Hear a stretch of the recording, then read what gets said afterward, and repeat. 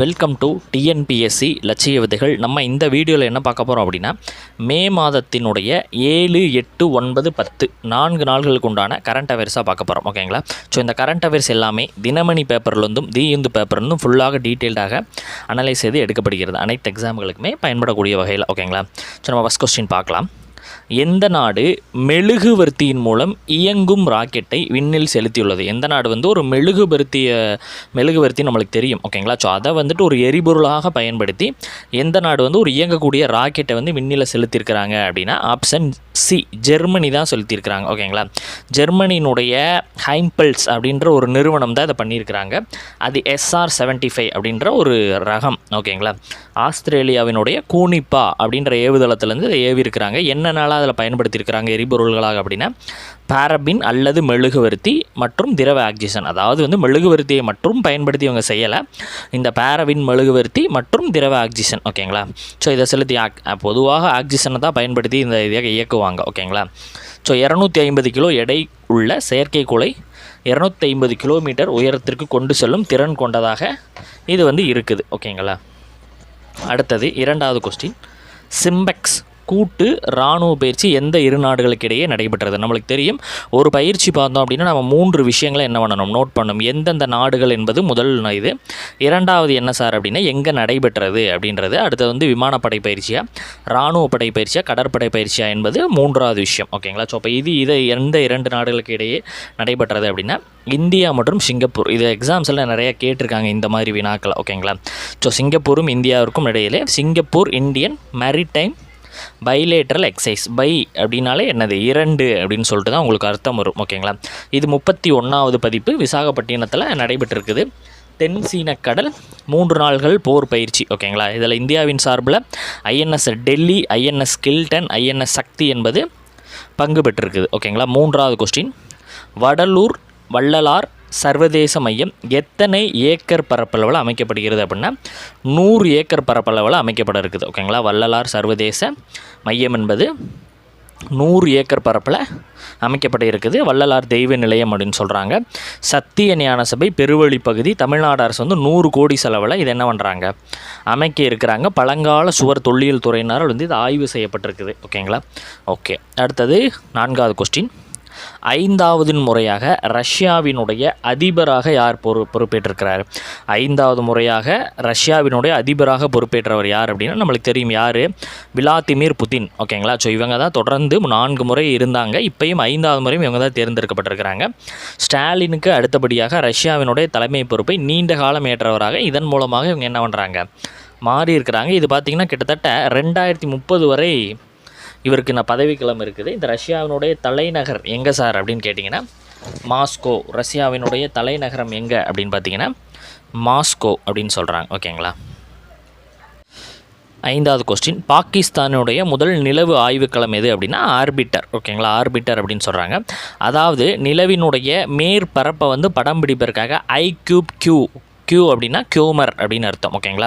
So அதை பண்ணியிருக்கிறாங்க. ஆக்சுவலாக இது சாங்கே 6 அப்படின்ற ஒரு நிலவு திட்டம் சீனா பண்ணுறாங்க. அதில் ஒரு இது ஏவப்பட்டிருக்குது. ஓகேங்களா? இதை ஷாங்காய் பல்கலைக்கழகம் மற்றும் பாகிஸ்தானுடைய விண்வெளி முகமை தான் இதை பண்ணுறாங்க. தேசிய விண்வெளி முகமை இதை பண்ணியிருக்கிறாங்க. இது இவர்களுடைய பாகிஸ்தானை இதனுடைய முதல் ஒரு ஆய்வுக்களமாக கருதப்படுகிறது. ஓகேங்களா? சரி, ஓகே. 2023ஆம் ஆண்டிற்கான சூரிய சக்தி பட்டியலில் முதலிடம் பிடித்த நாடு எது? 2023ஆம் ஆண்டிற்கான சூரிய சக்தி பட்டியலில் முதலிடத்தை பிடித்துள்ள நாடு எது? இதில் சீனா தான் என்ன பண்ணியிருக்கிறாங்க, முதலிடத்தை உங்களுக்கு பிடிச்சிருக்கிறாங்க. கிட்டத்தட்ட 156 TWH அளவிற்கு அவர்கள் பண்ணியிருக்கிறாங்க. 2ஆம் இடத்தை அமெரிக்கா, 3ஆம் இடம் பிரேசில், இந்தியா 9வது இடத்தை பிடிச்சிருக்கிறாங்க. 18 TWH உற்பத்தி செஞ்சுருக்கிறாங்க அப்படின்றத நம்ம தெரிஞ்சுக்கணும். ஓகேங்களா? 18 டெலாரட். அந்த TWH அப்படின்னா என்ன அப்படின்னா டெலாரட் மணி நேரம் சூரிய ஒளி மின்சாரத்தை உற்பத்தி செஞ்சுருக்கிறாங்க இந்தியா. ஓகேங்களா? இதை உலக மின்சார மதிப்பீட்டினுடைய அறிக்கை MR அமைப்பு தான் இதை பண்ணியிருக்கிறாங்க. சூரிய ஒளி மின்சாரத்தின் பங்கு 5.5, இந்தியாவினுடைய பங்கு எத்தனை, 5.5 ஆகும். ஓகேங்களா? சரி, ஓகே. அடுத்தது 2024ஆம் ஆண்டிற்கான உலக புலம்பெயர்வு அறிக்கையில் இந்தியாவினுடைய இடம் என்ன? 2024ஆம் ஆண்டிற்கான உலக புலம்பெயர்வினுடைய இந்தியாவினுடைய இடம் என்ன அப்படின்னு பார்த்தீங்கன்னா இந்தியா அதில் வந்து முதலிடத்துல தான் இருக்கிறாங்க. ஓகேங்களா, இது என்ன சார் அப்படின்னு பார்த்தீங்கன்னா இந்த வெளிநாடு வாழ் வந்துட்டு இந்தியாவிலிருந்து வெளிநாடுகளுக்கு சென்று அங்கே இருந்து பணம் அனுப்புவாங்கள்ல தாயகத்துக்கு. ஓகேங்களா, ஸோ இப்போ அங்கே சம்பாரித்து இந்தியாவிற்கு பணம் அனுப்புவாங்க. ஸோ அதை மதிப்பில் கொண்டு தான் இந்த பட்டியல் வெளியிடப்படுகிறது. கிட்டத்தட்ட இந்தியாவை சார்ந்த வெளிநாட்டுக்கு சென்றவங்க மட்டும் $111.22 பில்லியன் அளவிற்கு அனுப்பியிருக்கிறாங்க. அடுத்தது இரண்டாவது மெக்சிகோ $61.10 பில்லியன் அனுப்பியிருக்கிறாங்க. சீனா $51 பில்லியன் அனுப்பியிருக்கிறாங்க. பிலிப்பைன்ஸு, ஃப்ரான்ஸு, பாகிஸ்தான் இதெல்லாம் அதுக்கு அடுத்த இடங்களில் இருக்குது. ஓகேங்களா, இதை வெளியிட்டது யார் அப்படின்னா ஐநாவினுடைய சர்வதேச புலம்பெயர்வு முகமை. இவங்க தான் அமைப்பு தான் இதை பண்ணியிருக்கிறாங்க. தாயகத்திற்கு பணம் அனுப்புவோர் பட்டியல் அப்படின்ற பட்டியல். ஓகேங்களா, ஸோ இது ஒரு முக்கியமான கொஸ்டின். உலகினுடைய முதல் ஏஐ அடிப்படையிலான ராஜதந்திரி எது? உலகின் முதல் ஏஐ அடிப்படையிலான ராஜதந்திரி எது அப்படின்னா இந்த option C Victoria C. AI அப்படின்னா என்ன சார்? ஆர்டிஃபிஷியல் இன்டெலிஜென்ஸ் என்பது நம்மளுக்கு நன்றாக தெரியும். ஓகேங்களா, ஸோ பல்வேறு ஏஐ மூலமாக வெளியிட்டிருக்கிறோம். ஓகேங்களா, ஸோ உக்ரைனுடைய வெளியுறவு அமைச்சகம் தான் இந்த ஏஐ செய்தி தொடர்பாளரை வந்து அறிமுகம் செஞ்சுருக்கிறாங்க. ஓகேங்களா, இது வந்து உலகினுடைய முதல் செய்தி தொடர்பாளர் அப்படின்றது. ஓகேங்களா, அடுத்தது 9வது கொஸ்டின். எந்த அணி T20 உலகக்கோப்பை போட்டியில் முதல் முறையாக பங்கேற்கிறது? எந்த அணி முதல் முறையாக பங்கேற்கிறது அப்படின்னா உகாண்டா அப்படின்ற அணி தான் இந்த T20 உலகக்கோப்பையில் முதல் முறையாக பங்கேற்க இருக்கிறாங்க. 15 பேர் கொண்ட அணி. கேப்டன் யாருன்னா பிரைன் மசாபா அப்படின்றவங்க. ஓகேங்களா, இவங்க தான் முதல் முறையாக பங்கேற்கிறாங்க. இப்போ எங்கே சார் போட்டி நடக்குது அப்படின்னா USA-லையும் வெஸ்ட் இண்டீஸ்லேயும் வந்து நடக்குது, தெரிஞ்சு வச்சுங்க. ஓகேங்களா, 10வது கொஸ்டின். நாட்டிலேயே முதல் முறையாக எங்கு ஹைபிரிட் கிரிக்கெட் மைதானம் எங்கே அறிமுகப்படுத்தப்பட்டிருக்குது அப்படின்னு பார்த்தீங்கன்னா எங்கே சார்? ஹிமாச்சல பிரதேசத்தினுடைய தர்மசாலா அப்படின்றது. ஓகேங்களா, ஸோ இது ஹைபிரிட் கிரிக்கெட் மைதானம் அப்படின்னா என்ன அப்படின்னா இயற்கையான புல்வெளி இல்லாமல் இந்த சிந்தட்டிக் ஃபைபர் மூலமாக இயற்கையாக இருக்கிற மாதிரி புல்வெளி செட்டப் பண்ணுவாங்க. அதுதான் ஹைபிரிட் அப்படின்னு சொல்கிறாங்க. இப்போ வந்து நார்மலாக இருந்திருக்கக்கூடிய புல்வெளிகள் நம்மளுக்கு தெரியும், அதை பண்ணிகிட்டு இருப்பாங்க. ஒவ்வொரு கிரிக்கெட் மைதானத்தில் அதை அந்த வண்டிலாம் விட்டு கூட அதை சரி பண்ணிகிட்டே இருப்பாங்க. ஓகேங்களா, ஸோ இப்போ அதே மாதிரி இயற்கையாக இருக்கக்கூடிய மாதிரி சிந்தட்டிக் ஃபைபரை பண்ணி புல்வெளி போட்டிருக்கிறாங்க. இதில் 5% ஆஃப் சிந்தட்டிக் ஃபைபர் இருப்பதாக சொல்லப்படுகிறது. ஓகேங்களா, ஸோ 11வது கொஸ்டின். 2024ஆம் ஆண்டிற்கான விட்லி தங்க விருது பெற்றவர் யார்? 2024ஆம் ஆண்டிற்கான விட்லி தங்க விருது பெற்றவர் யார் அப்படின்னா டாக்டர் பூர்ணிமா தேவி பர்பன் அப்படிங்க பெற்றிருக்கிறாங்க. ஓகேங்களா, இவங்க வந்து வனவிலங்கு வனக்காப்பாளராக அஸ்ஸாமில் 2 முறையாக இருக்கிறாங்க. 2வது முறையாக இந்த விருதை வந்து இவங்க என்ன பண்ணுறாங்க, வாங்கியிருக்கிறாங்க அப்படின்றத நம்ம தெரிஞ்சுக்கலாம். ஆல்ரெடி 2017 வந்து இவங்க இந்த விருதை வந்து வாங்கினாங்க. ஓகேங்களா, ஷர்கிலா நாரை மற்றும் அதன் வாழ்விட பாதுகாப்பு அது மாதிரி வந்துட்டு சில விஷயங்களை இவங்க பண்ணியிருக்கிறாங்க. ஓகேங்களா, ஓகே. 12வது கொஸ்டின். காசா பகுதி தொடர்பான செய்தி சேகரிக்கும் பாலஸ்தீன ஊடகவியலாளர் சமீபத்தில் எந்த பரிசு பெற்றிருக்கிறாங்க? ஓகேங்களா, அதாவது யுனெஸ்கோ பரிசு. இந்த காசாவில் வந்து நம்மளுக்கு தெரியும். ஓகேங்களா, ஸோ இந்த காசா தொடர்பான செய்திகளை சேகரிக்கிறவங்க யார் அப்படின்னா இந்த பாலஸ்தீன ஊடகவியலாளர். இவர்களுக்கு வந்து யுனெஸ்கோ அங்கீகரிக்கும் விதமாக இந்த விருதை வந்து கொடுத்துருக்குறாங்க. 2024ஆம் ஆண்டு கில்லர்மோ கோனோ உலக பத்திரிகை சுதந்திர பரிசு வழங்கப்பட்டிருக்குது. இது எப்போ யுனெஸ்கோ உருவாக்கப்பட்டது? 97 நம்மளுக்கு தெரியும். ஓகேங்களா, ஓகே. 13வது கொஸ்டின். ஆரோக்கியமற்ற காற்று நகரங்கள் பட்டியலில் இந்தியாவினுடைய எந்த நகரம் 2வது இடத்தை பிடித்துள்ளது? ஆரோக்கியமற்ற காற்று நகரங்கள் பட்டியலில் இந்தியாவின் எந்த நகரம் வந்து 2வது இடத்தை வந்து பிடிச்சிருக்குது அப்படின்னா புதுடெல்லி. ஓகேங்களா, எந்த நகரம் அப்படின்னா புதுடெல்லி தான் வந்துட்டு என்னது அப்படின்னா 2வது ஆப்ஷன்ஸ் வந்து இப்படி இருக்குது, மாற்றிக்கங்க. புதுடெல்லி தான் 2வது இடத்தை வந்து பிடிச்சிருக்குது. ஓகேங்களா, ஸோ அப்போ ஃபஸ்ட்டு முதலிடம் என்ன அப்படின்னு பார்த்தீங்கன்னா காத்மண்டு நேபாளம். 2வது இடம் இருக்குது, மாற்றிங்க. முதலிடம் வந்து இந்த ஆரோக்கியமற்ற காற்று நகரங்களில் முதலிடம் காத்மண்டு நேபாளம் பிடிச்சிருக்குது. 2ஆம் இடம் புதுடெல்லி இந்தியா பிடிச்சிருக்குது.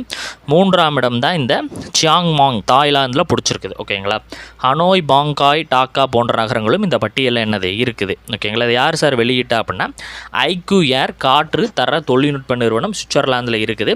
ஸோ அவங்க தான் என்ன பண்ணியிருக்கிறாங்க அப்படின்னா இதற்கான பட்டியலை வந்து நம்மளுக்கு வெளியிட்டிருக்கிறார்கள். ஓகேங்களா, 14வது கொஸ்டின். 2024ஆம் ஆண்டிற்கான உலக பணக்கார நகரங்களினுடைய பட்டியலில் முதலிடம் பிடித்த நகரம் எது அப்படின்னா நியூயார்க். ஓகேங்களா, 24க்கான பட்டியல் வெளியிடப்பட்டிருக்குது. நகரங்கள், நாடுகள் கிடையாது, நகரங்கள். ஸோ டிஃப்ரென்ஸாக கொஸ்டின்ஸ் கேட்பாங்க, புரிஞ்சுக்குங்க. ஓகேங்களா. நகரங்கள் பட்டியலில் நியூயார்க் முதலிடம், 2வது சான் ஃப்ரான்சிஸ்கோ, 3வது டோக்கியோ, 4வது சிங்கப்பூர், 5வது லண்டன். இந்த பட்டியலில் இந்தியாவை சேர்ந்த மும்பை 24வது இடத்துலையும் டெல்லி 37வது இடத்துலையும் இருக்கிறாங்க. ஓகேங்களா. ஆசிய பசிபிக் பகுதியில் வேகமாக வளர்ந்து வரும் நகரங்களில் ஒன்று பெங்களூராகவும் இருக்குது. ஓகேங்களா. ஓகே, பெங்களூர் பார்த்திங்கன்னா இந்த தொழில்நுட்பத்துறையில் முன்னேறி வருவதாக நம்மளுக்கு சொல்லப்பட்டிருக்குது. ஓகேங்களா. சரி, ஓகே. 15 உலகின் மிகப்பெரிய காற்றிலிருந்து CO2வை பிரித்தெடுக்கும் ஆலை எங்கே அமைக்கப்பட்டிருக்குது? உலகின் மிகப்பெரிய காற்றிலிருந்து CO2வை பிரிக்கக்கூடிய ஆலை அப்படின்றது எங்கே அமைக்கப்பட்டிருக்குது அப்படின்னா ஐஸ்லாந்து. இதனுடைய பெயர் என்ன அப்படின்னா மமூத் அப்படின்னு சொல்கிறாங்க. ஓகேங்களா. ஸோ இந்த நிறுவனம் என்ன அப்படின்னா கிளிம் ஒர்க்ஸ் ஏஜி அப்படின்றது. ஓகேங்களா. Director capture and storage plant அப்படின்றாங்க. இது என்ன பண்ணால் கார்பன் டை ஆக்சைடு வந்து பிரித்தெடுத்து பாறை வடிவில் நிலத்தில் சேகரிக்கும் அப்படின்ற மாதிரி கொடுக்கப்பட்டிருக்கு. ஓகேங்களா. 36,000 டன்ஸ் வந்துட்டு ஒரு ஆண்டிற்கு என்ன பண்ணுவாங்க, எடுக்கப்படும் அப்படின்ற மாதிரி இதில் சொல்லியிருக்கிறாங்க. ஓகேங்களா. ஓகே. 16வது கொஸ்டின், எந்த மாநிலத்தில் திறந்தவெளி சிறைகள் திட்டம் செயல்படுத்தப்பட்டு வருகிறது? எந்த மாநிலத்தில் திறந்தவெளி சிறைகள் திட்டம் செயல்படுத்தப்பட்டு வருகிறது அப்படின்னா ராஜஸ்தான். ஓகேங்களா. திறந்தவெளி சிறைகள் அமைப்பதை சிறைச்சாலைகள் நிரம்புவதை தடுக்கும் வழி அப்படின்னு சொல்லிட்டு உச்சநீதிமன்றம் வந்து ஒரு அறிக்கை வந்து வெளியிட்டிருந்தாங்க. அதை வந்துட்டு அதிக கூட்டத்தை சமாளிப்பதற்காகவும் கைதிக்கான மறுவாழ்வு அளிப்பதற்காகவும் வந்துட்டு வெற்றிகரமாக என்ன பண்ணியிருக்கிறாங்க, இந்த திறந்தவெளி சிறைகள் திட்டம் அப்படின்றது வந்து ராஜஸ்தானில் தற்போது செயல்படுத்தப்பட்டு வருகிறது. ஓகேங்களா. ஓகே. 17வது கொஸ்டின், ககன் ஸ்ட்ரைக் 11 கூட்டுப்பயிற்சி எங்கு நடைபெற்றது? ககன் ஸ்ட்ரைக் 11 கூட்டுப்பயிற்சி எங்கு நடைபெற்றது அப்படின்னு பார்த்தீங்கன்னா பஞ்சாப். ஓகேங்களா. பஞ்சாபில் இந்திய இராணுவமும் IAF கூட்டுப்பயிற்சியை வந்து நடத்துகிறது. ஓகேங்களா. இந்திய இராணுவத்தினுடைய கர்கா கார்பஸ் அப்படின்றது இவங்களை வந்து என்னது பங்கு பெறுறாங்க. 18வது கொஸ்டின், கேம்பிரிட்ஜ் ஆசிரியர் விருது பெற்றவர் யார்? கேம்பிரிட்ஜ் ஆசிரியர் விருது பெற்றவர் யார்? கேம்பிரிட்ஜ் ஆசிரியர் விருது பெற்றவர் யார் அப்படின்னா ஜினா ஜஸ்டல் அப்படின்றவங்க தான் அந்த கேம்பிரிட்ஜிற்கான ஆசிரியர் விருது வந்து பெற்றிருக்கிறாங்க. ஓகேங்களா. இந்திய ஆசிரியர் இவங்க சார்ஜா ஆங்கில மேல்நிலைப் பள்ளியில் இருக்கிறாங்க. இவங்க கேம்பிரிட்ஜுக்கான டீச்சர் அவார்டை வந்து பெற்றிருக்கிறாங்க. ஓகேங்களா. சரி, ஓகே. 19வது கொஸ்டின், உலகின் அதிக வெப்பமான மாதம் அப்படின்னு சொல்லிட்டு ஐரோப்பிய ஒன்றிய வானிலை எந்த மாதத்தை அறிவிச்சிருக்கிறாங்கன்னா ஏப்ரல். ஓகேங்களா. ஏப்ரல் 2024 தான் இதுவரைக்கும் பதிவான வெப்பத்திலேயே அதிகமான வெப்பம் பதிவாகிருக்கிறதாக ஐரோப்பிய வானிலை மையம் வந்து சொல்லியிருக்கிறாங்க. ஓகேங்களா. இது எதனால் அப்படின்னா இந்த எல்னினோ தாக்கத்தினால் காரணமாக அப்படின்னு சொல்கிறாங்க. இதனால் தொடர்ந்து வெப்பநிலை வந்து உயர்ந்து வருவதாகவும் சொல்லப்பட்டிருக்குது. ஓகேங்களா. ஸோ எக்ஸ்ட்ரா டீட்டெயில்ஸை நம்ம பார்க்கலாம். GST மேல்முறையீட்டு தீர்ப்பாயத்தினுடைய முதல் தலைவர் யார்? சஞ்சய் குமார் மிஸ்ரா. இவர் வந்து GST சார்ந்த பிரச்சனைகள் தீர்வு காணும் நோக்கில் இருக்குது. மத்திய நிதியமைச்சர் யார்? நிர்மலா சீதாராமன். ஓகேங்களா. ஓகே, ஜஸ்ட்டு தெரிஞ்சு வச்சுங்க இதெல்லாம். இந்தியாவிற்கான புதிய சீன தூதர் யார் அப்படின்னா சூ பெய் காங். வெளியுறவுத்துறையினுடைய மூத்த அதிகாரியாக இவர் இருந்திருக்கிறாரு. ஓகேங்களா. 2022 இந்த சன் வெங்டோன் ஓய்வு பெற்றதை அடுத்து இவர் இருக்கிறாங்க. சீனாவினுடைய அதிபர் ஜி ஜின்பிங் என்பது நம்மளுக்கு தெரியும். இந்த ஜி ஜின்பிங் எத்தனையாவது அதிபர் அப்படின்றத நீங்கள் கமெண்ட் பண்ணுங்கள். ஓகேங்களா. ஷாங்கோர் ரக நீர்மூழ்கி கப்பல் அப்படின்றது சீனாவினால் கட்டமைக்கப்பட்ட நீர்மூழ்கி கப்பல். டீசல் மற்றும் மின்சார எரிபொருள் மூலமாக இது இயங்கக்கூடியது. பாகிஸ்தானிடம் தற்போது இது ஒப்படைக்கப்பட்டிருக்குது. ஓகேங்களா. ஓகே. இந்திய வம்சாவளி மற்றும் அமெரிக்க விண்வெளி வீராங்கனை சுனிதா வில்லியம்ஸ் 3வது முறையாக விண்வெளி பயணம் செய்ய இருக்கிறாரு. நாசாவினுடைய விண்வெளி வீரர் பட்ச் வில்மோர் அவரும் போகிறார். ஓகேங்களா. அமெரிக்காவினுடைய தனியார் நிறுவனம் போயிங் நிறுவனம் உருவாக்கியுள்ள இந்த ஸ்டார் லைனர் அப்படின்ற ஒரு விண்வெளி ஓட்டத்தினுடைய சோதனை ஓட்டம் கடைசி நேரத்தில் ஒத்தி வைக்கப்பட்டிருக்குது. ஓகேங்களா. நம்மளுக்கு இது ஒத்தி வைக்கப்பட்டது முக்கியம் இல்லை. அமெரிக்க விண்வெளி வீராங்கனை சுனிதா வில்லியம்ஸ் 3வது, அதாவது இந்திய வம்சாவளியை சார்ந்தவங்க. ஓகேங்களா. 3வது முறையாக பயணம் செய்ய இருக்கிறாங்க, தெரிஞ்சு வச்சுங்க. ஆசிய இளையோர் குத்துச்சண்டை போட்டி எங்கே சார் நடைபெறுகிறது? கஜகஸ்தானில் நடைபெற்றுச்சு. இதில் இந்தியாவை சார்ந்தவங்க நிறைய பதக்கங்களை வாங்கியிருக்கிறாங்க, அது பார்க்கலாம். ஆடவர் 48 கிலோ பிரிவில் விஸ்வநாத் சுரேஷ் தமிழ்நாடு கோல்டு வாங்கியிருக்கிறாரு. 48 கிலோ பிரிவில் பிரிஜேஷ் தம்தா தங்கம் வாங்கியிருக்கிறாங்க. 51 கிலோ பிரிவில் ஆரியன் ஜூடா தங்கம். 63.5 கிலோ பிரிவில் யஷ்வர்தன் சிங் தங்கம் வாங்கியிருக்கிறாங்க. 52 கிலோ பிரிவில் நிஷா தங்கம். 50 கிலோ பிரிவில் லக்ஷ்மி தங்கம். இந்தியா மொத்தமாக ஒரு 12 தங்கம் 14 வெள்ளி 17 வெண்கலத்தோட 2ஆம் இடத்துல இருக்கிறாங்க. ஓகேங்களா. உலக தடகள ரிலே ரேஸ் பஹாமாஸ் அப்படின்ற இடத்துல இருக்குது. இதில் 4x400 மீட்டர் ரிலேவில் இந்திய ஆடவர் மற்றும் மகளிர் அணிகள் தங்கள் பிரிவில் 2ஆம் இடத்தை 2 பேருமே பிடிச்சிருக்கிறாங்க. இதன் மூலமாக பாரிஸ் ஒலிம்பிக் போட்டிக்கு என்னது தகுதி பெற்றிருக்கிறாங்க. இதை மட்டும் தெரிஞ்சு வச்சுங்க. நல்லுறவு ஒப்பந்தம், பரஸ்பர எதிர்கால வளர்ச்சிக்கான ஒப்பந்தம் யார் யாருக்கு அப்படின்னா சீனாவிற்கும் செர்பியாவிற்கும் போடப்பட்டிருக்குது. சீனாவினுடைய அதிபர் இப்போ தான் நம்ம பார்த்தோம், ஜி ஜின்பிங், அவருக்கும் செர்பியாவிற்கும் சார்ந்த மிலோஸ் ஹூசோவிக், அவங்க 2 பேர்த்துக்கும் இந்த ஒப்பந்தம் போடப்பட்டிருக்குது. ஓகேங்களா. ஓகே. அம்பேத்கர் தொழில் முன்னோடி திட்டம் 2023 ஜூன். அம்பேத்கர் முன்னோடி திட்டத்தின் கீழ் வந்துட்டு தொழில் முனைவோரான 1303 பேருக்கு 100 கோடியில் இந்த திட்டம் வந்து அறிவிக்கப்பட்டிருக்குது. ஓகேங்களா. தமிழ்நாடு அரசினுடைய சிறு குறு மற்றும் நடுத்தர நிறுவனங்கள் துறையின் சார்பாக இது பண்ணப்படுகிறது. ஆதி திராவிடர் மற்றும் பழங்குடியினர் தொழில் முனைவோருக்கான திட்டத்தை ஊக்குவிப்பதற்காகத்தான் இந்த திட்டம் கொண்டு வரப்பட்டிருக்குது. கடனுடையதுடன் இணைந்த மானியத்துடன் கூடியது. ஓகேங்களா. இது என்ன சொல்லியிருக்கிறாங்க அப்படின்னா 36% வந்து அரசு என்னது மானியம் கொடுப்பாங்க. 65% மூலதன தொகைக்குரிய வங்கி கடன் வட்டியில் 6% வட்டி மானியமாகவும் பெற்றுக்கொள்ளலாம். ஓகேங்களா. பாதி கவர்மெண்ட் கொடுப்பாங்க, பேங்க்லேயும் நம்ம வாங்கிக்கலாம். ஓகேங்களா. கோவிஷீல்டு தடுப்பூசி சர்வதேச அளவில் வாபஸ் பெற்றிருக்குது. ஓகேங்களா. சீரம் நிறுவனத்தினுடைய கோவிஷீல்டு இந்தியாவில் வந்துட்டு என்னது அதிகமாக போட்டுக்கொண்டிருந்த அந்த கோவிஷீல்டு அப்படின்றது இப்போ சீரம் நிறுவனம் வந்து அரிதான பக்க விளைவாக ரத்தம் முறைதல் இருக்குது சில நபர்களுக்கு அப்படின்றனால திரும்ப பெற்றிருக்கிறாங்க. அஸ்ட்ராஜெனகா ஆக்ஸ்ஃபோர்டு பல்கலைக்கழகத்துடன் இணைந்து இதை தயாரித்தாங்க. ஓகேங்களா. சலாம் பின் ரசாக் அப்படின்றவர் காலமாயிருக்கிறார். 83 வயதுடைய நபர், உருது எழுத்தாளர். இவர் வந்து சாகித்ய அகாடமி விருது 2004 வாங்கியிருக்கிறார் உருது சிறுகதை தொகுப்புக்காக. ஓகேங்களா. ஷிஷாகா புடோன் தாமியான் அப்படின்றதுக்காக. ஓகேங்களா. ஓகே. சில தினங்கள் இருக்குது, அதை நம்ம பார்க்கலாம். உலக செஞ்சுலுவை சங்க தினம் என்பது மே 8. ஓகேங்களா. தீம் என்ன அப்படின்னா நான் மகிழ்ச்சியுடன் கொடுக்கிறேன், நான் கொடுக்கும் மகிழ்ச்சி அப்படின்றது. உலக தாலமீசியா தினம் என்பது மே 8 விழிப்புணர்வு. ஓகேங்களா. ஸோ உயிர்களை மேம்படுத்தல், முன்னேற்றத்தை தழுவுதல், அனைவருக்கும் சமமான மற்றும் அணுகக்கூடிய தாலசீமியா சிகிச்சை என்பது தீமாக இருக்குது. உலக கருப்பை புற்றுநோய் தினம் என்பது மே 8. ஓகேங்களா. ஸோ இதற்கான கருப்பொருள் என்னென்னா நோ உமன் லெஃப்ட் பிஹைண்ட் அப்படின்றது. ஓகேங்களா. கருப்பை புற்றுநோயினால் எந்த பெண்களும் இறக்கக்கூடாது அப்படின்றதுக்காகவும் இந்த கருப்பை புற்றுநோய் குறித்து விழிப்புணர்வை ஏற்படுத்தும் விதமாக தான் இந்த தினம் என்பது அனுசரிக்கப்படுகிறது. ஓகேங்களா. உலக ஆஸ்துமா தினம் என்பது மே 7. ஓகேங்களா. தீம் என்ன அப்படின்னா ஆஸ்துமா கல்வி அதிகாரம் அளிக்கிறது அப்படின்றது கருப்பொருளாக வைக்கப்பட்டிருக்குது. ஓகேங்களா. ஸோ இந்த தினமுமே ஆஸ்துமா குறித்த விழிப்புணர்வை ஏற்படுத்துவதற்காக வைக்கப்பட்டிருக்கிறது. ஓகேங்களா. உலக தடகள தினம் என்பது மே 7. ஓகேங்களா. இதற்கான தீம் வேர்ல்டு மைல் சேலஞ்ச் அப்படின்றது.